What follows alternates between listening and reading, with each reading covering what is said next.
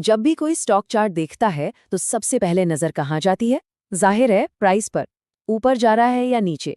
लेकिन क्या हो अगर मैं कहूं कि असली कहानी, सबसे मजेदार हिस्सा प्राइस के ठीक नीचे छिपा हुआ है। जी हाँ, आज हम उसी छिपे हुए राज से पर्दा उठाएंगे। जरा सोचिए इस बारे में। अगर प्राइस सिर्फ ये बता रहा है कि क्या हो रहा है, लेकिन ये नहीं कि क्यों हो रहा है या फिर उस मूव में कितना दम है, बस यही वो एक सवाल है जो एक एवरेज ट्रेडर को एक स्मार्ट ट्रेडर से अलग कर देता है। तो फिर ये काम करता कैसे है? इसको ऐसे समझिए, प्राइस वो तो बस एक्शन है। स्टॉक ऊपर गया या नीचे आया, सिंपल। लेकिन वॉल्यूम वॉल्यूम हमें उस एक्शन के पीछे का इरादा बताता है, उसकी नीयत बताता है। क्या उस चाल में वाकई कोई दम है या वो बस आंखों का धोखा है? और बस यही आज का हमारा टॉपिक है। तो चलिए कहानी के इस दूसरे और ज्यादा जरूरी हिस्से में उतरते हैं। सीखते हैं कि बाजार की असली नीयत को पढ़ा कैसे जाता है। तो सबसे पहले ये वॉल्यूम है क्या भला?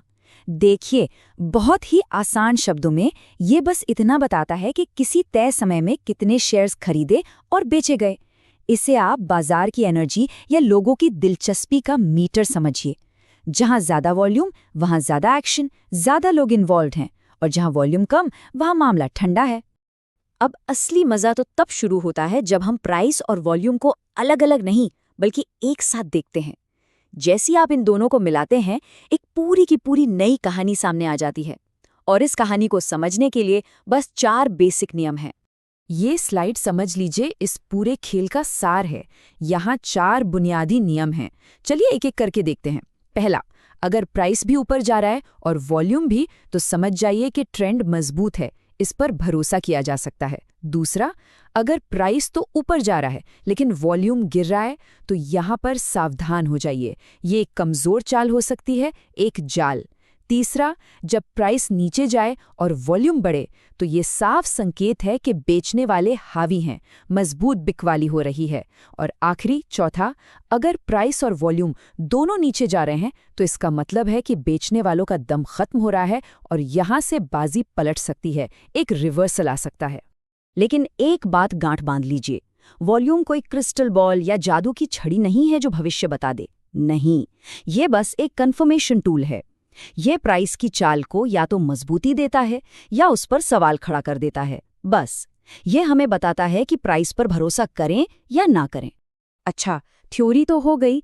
अब देखते हैं कि असल दुनिया में, असल ट्रेडिंग में ये काम कैसे आता है।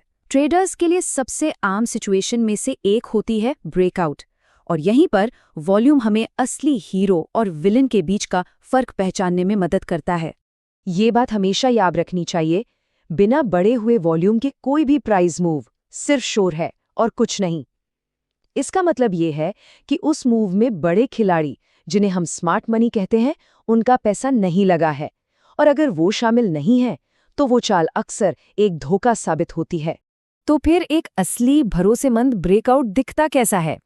इसके 3 पक्के निशान होते हैं।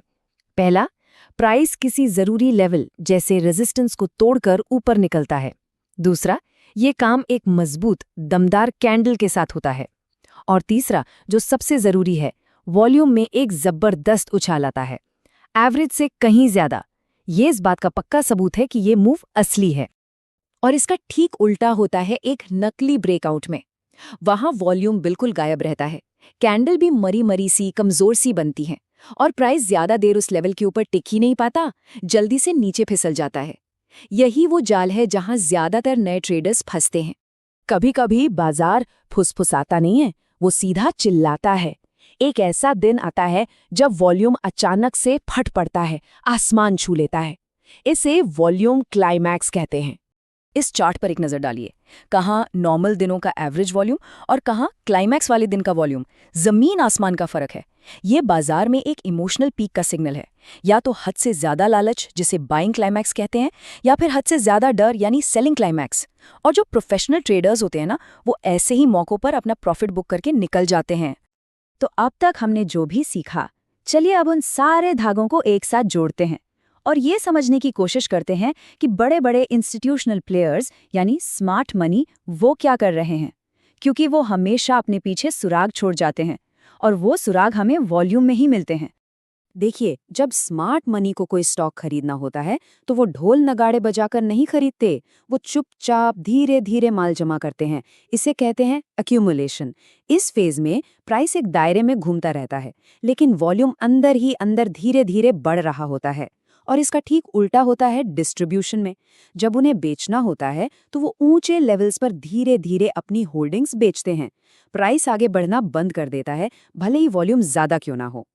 तो अगली बार जब कोई चार्ट देखे तो सिर्फ प्राइस पर मत अटक जाइएगा, उसके नीचे वॉल्यूम को भी देखिए। क्या वहां एक्यूमुलेशन या डिस्ट्रीब्यूशन के संकेत मिल रहे हैं? क्या कोई ब्रेकआउट मजबूत वॉल्यूम के साथ हो रहा है, या वो बस एक धोखा है? कहानी हमेशा चार्ट में ही छिपी होती है, बस उसे सही नजरिए से पढ़ने की जरूरत है।